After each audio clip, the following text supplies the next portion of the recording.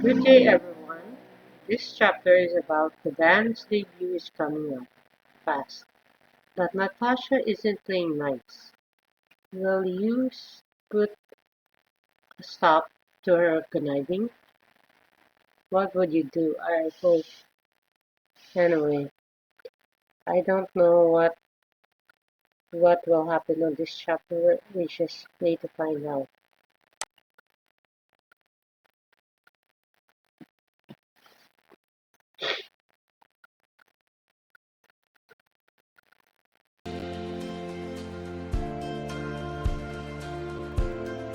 Welcome to the Sophomore Book 1, Chapter 11, Sabotage.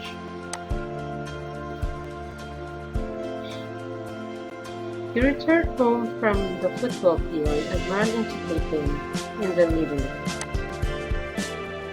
Hey, Stephanie. Oh, you don't look too happy. What's up? She moves aside a bunch of papers and pats the spot on the couch next to her. You sit beside her while she looks at you with concern.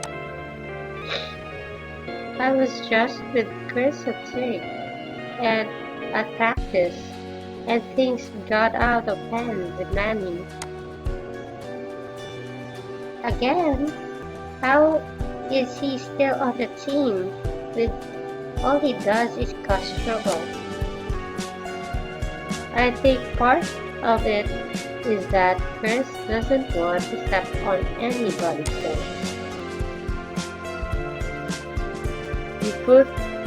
You glance at some of the newspapers on the couch. Were you writing an essay? Heck no! This is 100% times more fun. She shows you one of the papers and you see that it has flyers for her band. Someone has sketched goofy musical instruments all over it. Cool. Whose stories? It's just us band. I mean, who drew the pictures? I like the talking guitar. And oh, that's Rachel. She's always wanted to design the flyers for the gutter event, but Natasha never left her. We've been writing and practicing like crazy. This group is going places, Stephanie. I know you. Footsteps approach from the hallway, and you both turn to see Zack coming from the living room. I thought I heard two of my best favorite people. It sounds like you were talking about the band stuff because I just had the best idea. Okay, spill it out already. What if Pussycat Dolls plays a show here? I just finished cleaning out the backyard, and I could run to the hardware store or wood to build a stage. Zack, you're a genius. The band will get so much exposure, or that earns our house so much hype. But for the last choice, but that's like a lot of work. Actually, isn't work if you like to do it. The third choice. I'll go with either one or two. I'll go with two. Well, known as the place Pussycat Dolls had their debut.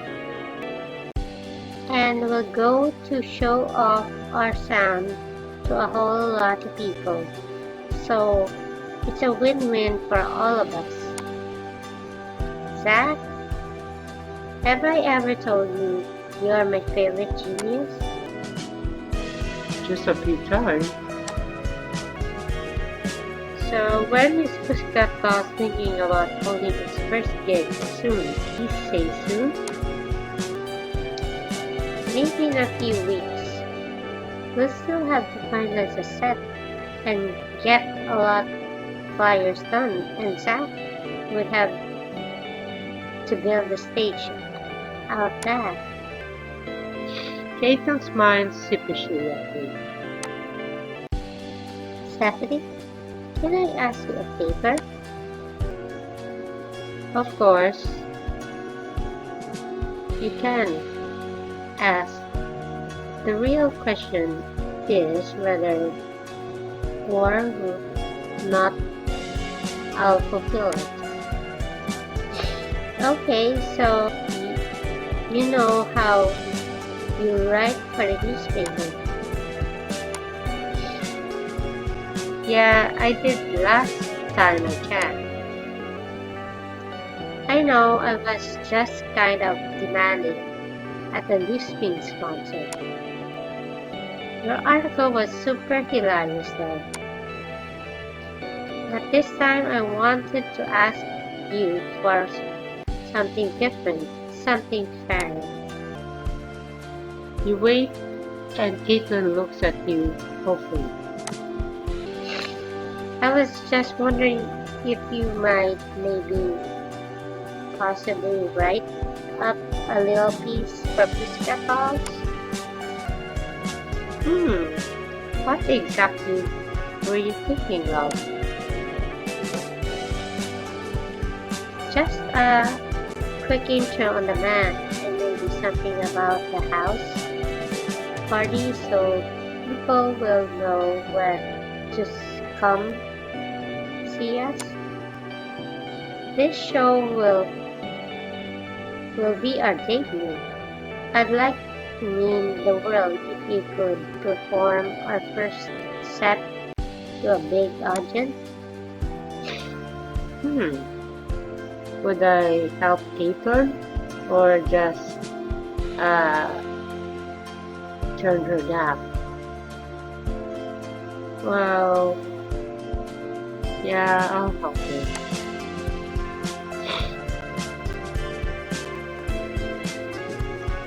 I do need an interview you first though. Do you have time right now? You bet I do.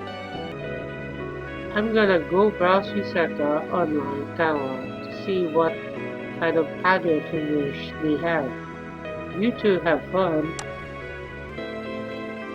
As Zack heads away, you pull out your notebook for an impromptu interview.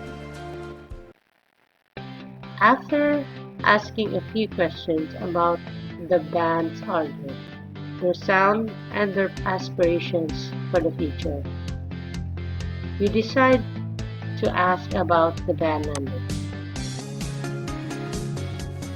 Which member has the weirdest sense or has the most experience sound, or lastly, gives you the most surprising musical suggestion? Probably the one last. Oh, that's totally Anisha. She has more of a classical background with piano, so she'll suggest things we never would have talked about. And since we didn't have a keyboardist in our last band neither, it's really neat seeing what kind of technique she'll bring to the table. You can give me an example. Okay, so you know Beethoven, Moonlight, Sonata. Well, she played part of under one of our course, and it sounded so badass.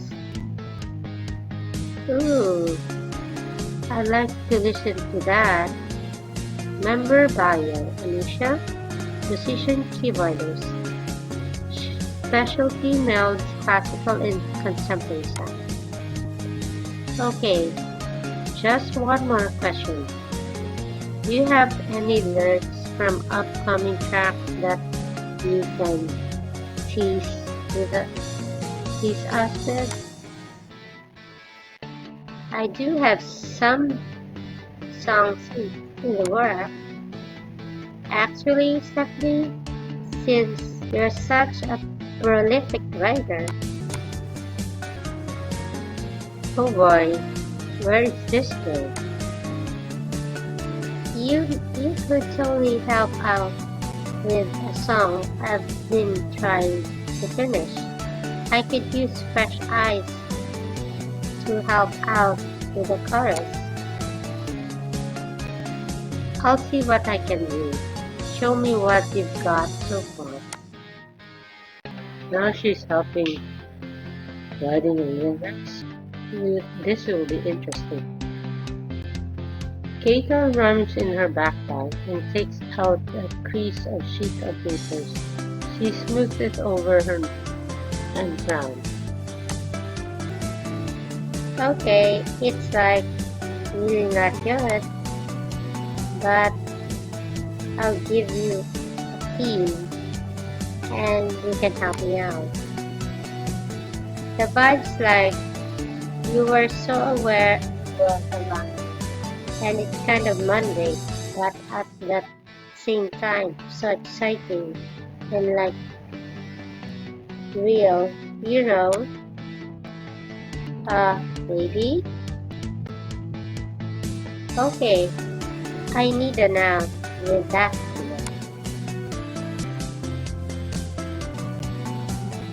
Okay, I'm feeling it up. How about another? Wait, are we playing a game? I had no idea that these words are even going to. It's more fun this way. Come on, another noun. Think about profoundly of human life. Yeah, no. Okay, an adjective.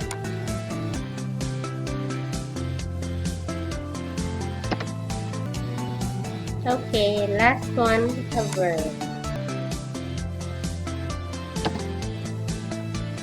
She puts you in an excited mood.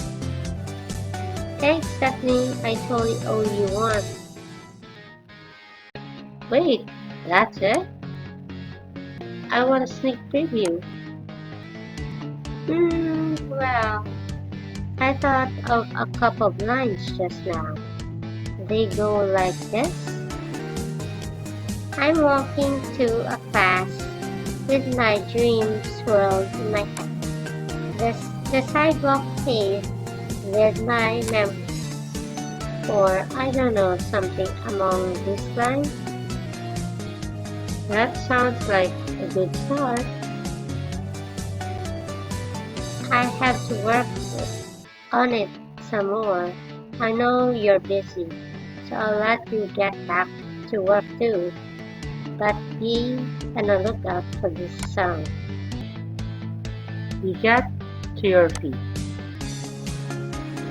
Your debuting going to be the biggest thing since domesticated antelopes announced the third one-stop international tour. You better believe I'm dreaming that big. Here, let me take some flyers too. I'll post some for you tomorrow. You're the best. She hands you a stack and then you head out the hall towards the room as you return to the designing more flyers. After finishing a draft for Kaitlyn's article later that night, sit back and stretch your arms over your head. Now that is what I call being productive. You, you feel confident of your position. Suddenly you hear a scuffling sound coming from somewhere in the house. You poke your head out on your bedroom door and call a soft downfall. Hello? When there's no answer, you follow the sound through the house towards the kitchen. What the hell? How does this work? How do I pick it all up? Becca! Becca stands up from the kitchen floor and swirls to face you. I'm not doing anything. Really? Because it looks like you were just punching over the floor muttering to yourself in the middle of the night. It's called cleaning, Stephanie. Get a clue. You cross your arm and give Becca a challenge. Cleaning again, huh? Becca, Are you stressed out? Or feeling guilty about medicine? Or trying to mess the kitchen again? probably this one. Becca snorts loudly. As if, huh? Yeah. You get out a long breath. Look, I just want to know what you're doing in our kitchen at midnight. Becca sighs as well and crosses her arm. Okay, maybe there's something on my mind, and maybe I thought cleaning would help me relax. Really? That's what all those boring self-help blogs say.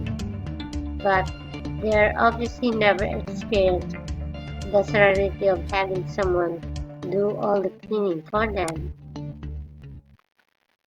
You were so stressed cleaning. You know, that's a pretty good habit. Suddenly a sharp tang of alcohol reaches your nose, and you take a closer look at the kitchen. Becca, what the heck is all this? Apart from smell, there's a strip of toilet wet papers all over the counter, and a pile of dust on the floor with a crumpled paper towel laid over the top. I didn't want to scratch a counter, so I tried to clean them with soft material and could think of that you guys only have a single ply.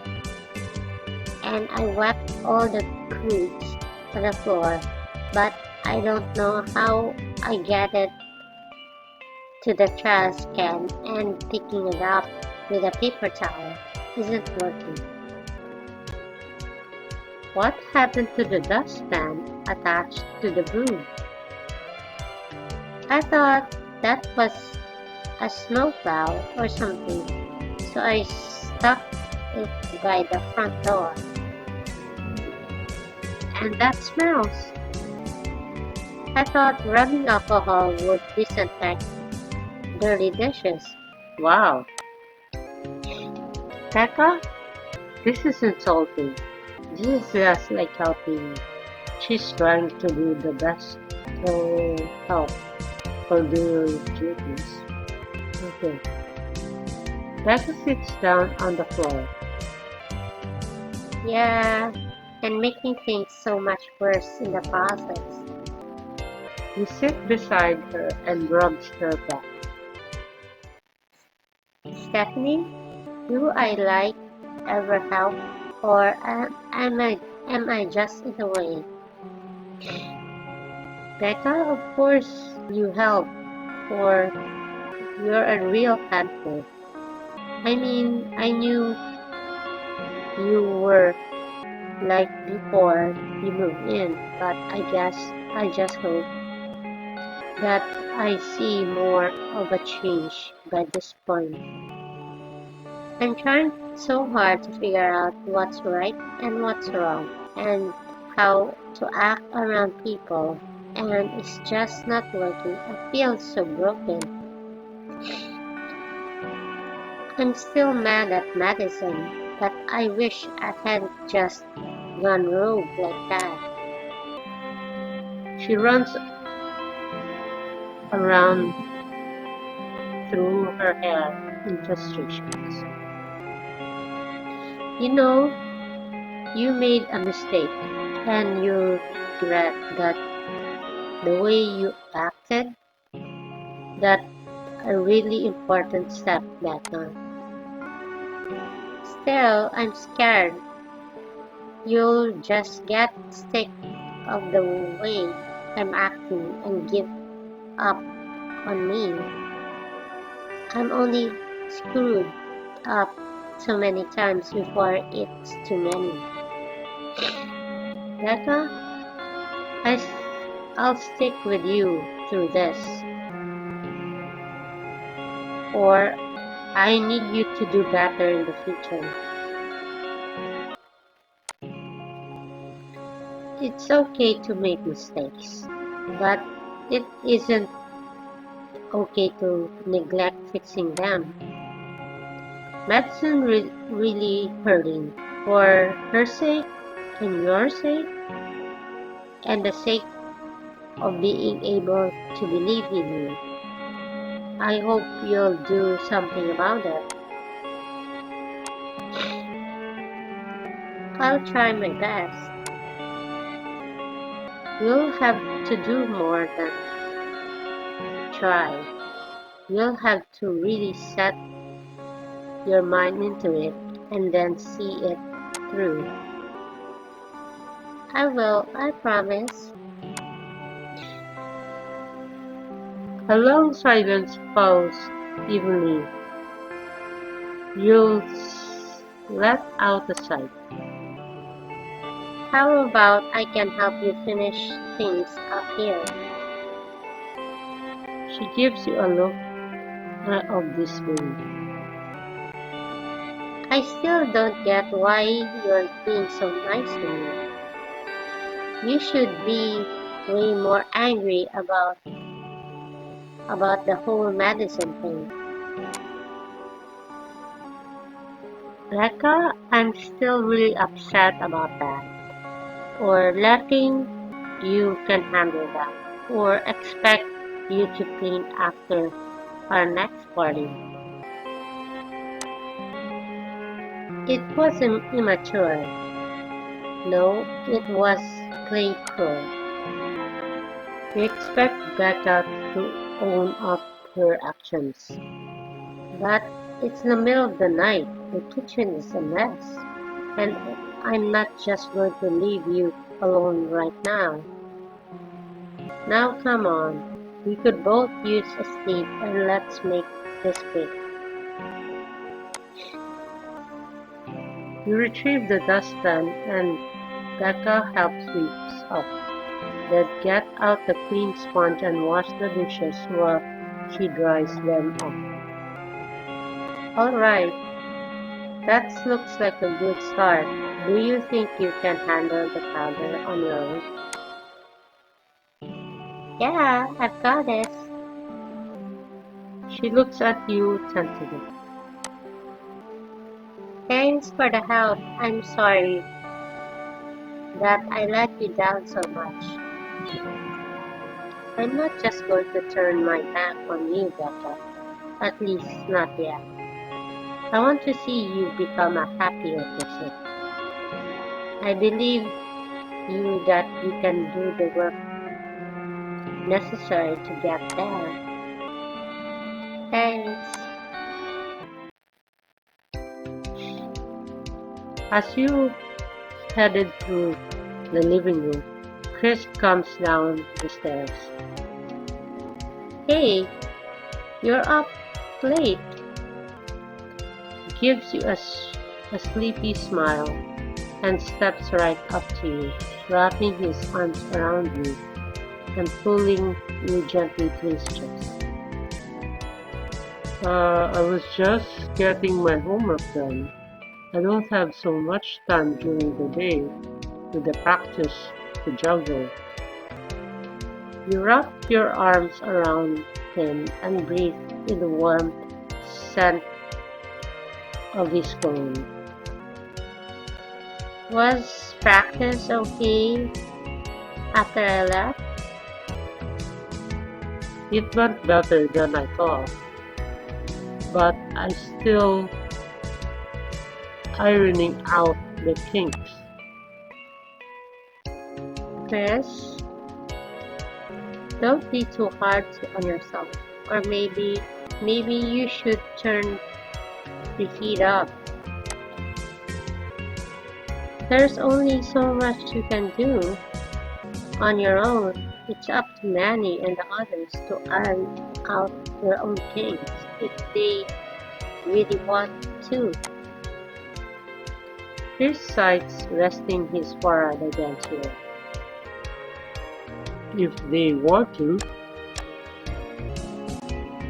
Yeah, hey, something going right? You guys have won most of the game. I just keep trying to remind myself of that. I'm lucky to have you at my back helping me with that. Come on, let's get you to bed. I feel guilty keeping up any later. He puts his arms around your shoulder and walks you to your room. In the doorway, he gives you a lingering kiss. Nice. Chris, sleep here tonight. Or good night. I was just hoping you asked that. He comes back inside, and while you change in your pajamas, he strips down to his underwear. Good night, Stephanie. He kisses you softly, and then you climb to bed together and slip in a peaceful slumber.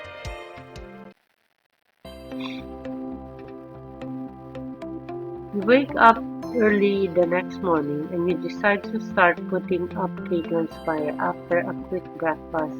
You head for campus.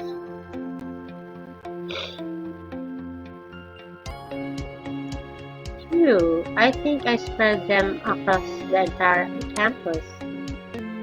After cleaning up all your flyers, you still have some time before classes. So you retrace your steps and see you've missed any good spots. Hold on. I thought I put Pussycat Doll here. There's a loose pins on the same bulletin board visited earlier, except Pussycat Doll is nowhere to sight. You peel back the loose pins and find. Who covered Kaitlyn's flyer with Natasha's? You retrace your steps further, finding more loose pins flyers covering the ones you put and eventually came across. Huh. Hey Natasha, great day, isn't it? Natasha spins around to face you, looking surprised before her expression pulls into a scowl. It was just until now. So what are you doing? Or are you seriously petty? You must be pretty dense. I'm doing exactly what it looks like I'm doing. Do you not have any shame? She laughs loudly. What about? I'm trying to stay ahead of the competition. Music is a cutthroat industry, Stephanie. And Mike, to remind you that you wrote a nasty article about my band, which you know fully well isn't true. Actions have consequences, Stephanie. You can hurt people and expect to just get away with it. It's about time you learn that lesson. Whatever, Natasha, I'm over you and your bad app. Just get your flyers off of Kaitlyn's. And if I refuse, what are you gonna do? Put all your flyers in every single one of Kaitlyn's? Well, duh. I need people to come to my show, not hers. While she turns away to tack another flyer, you notice one stack of them sticking out of her backpack. I need to distract her somehow so she can't put up anymore. No, I don't want to play her love. Well, She rolls her eyes. Snore, I've wasted enough of my time with you today. She flips her hair over her shoulder and leaves you standing. You spin on your heel and head to the other way.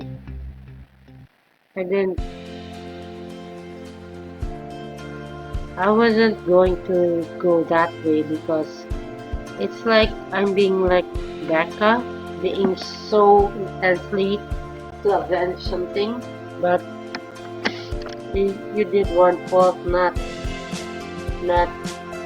telling what's true in the newspaper, but for giving the other bad news. But this stops right now.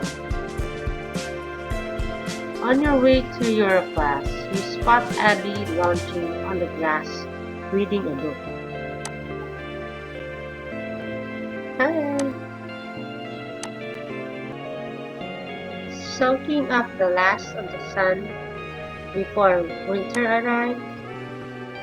Hey, Stephanie. And yeah, I figured it's only a matter of time until we're all shivering in our boots. You sit on the grass beside her. So, where's Tyler? Abby sighs. I'm definitely not tired of hearing that now. Abby, I'm worried about you two. Or is he still hanging out with Sebastian?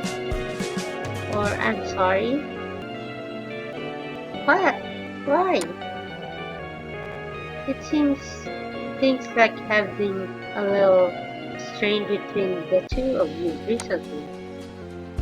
Abby looks close at her book and looks down at the cover of several moments.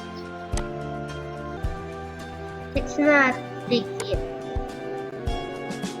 Are you sure about that? Okay, maybe things have been a little tense between us lately. I just really couldn't be around him anymore.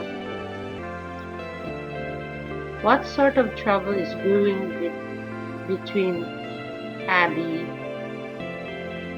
and Tyler? Well, that's all. I didn't get the bait